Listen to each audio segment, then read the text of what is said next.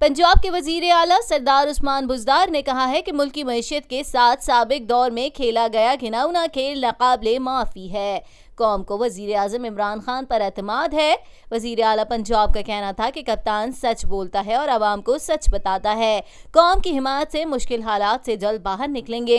हमने मिलकर मौजूदा चैलेंजेस पर काबू पाना है। 2 रोज कबल वजीर आला पंजाब का कहना था कि हम आवाम के मसाइल से आगाह हैं। PTI हुकूमत का हर इकदाम अवामी फलाह और बहबूद के लिए होगा। वजीर आज़म के 100 रोज़ा एजेंडे से तब्दीली नजर आएगी। उनका कहना था कि पानी, सेहत, तालीम और दीगर शोबों में बेहतरी के इकदाम करेंगे। ऐसी पॉलिसियां बनाएंगे जिनके बेहतर समरात से आवाम इस्तिफादा हासिल।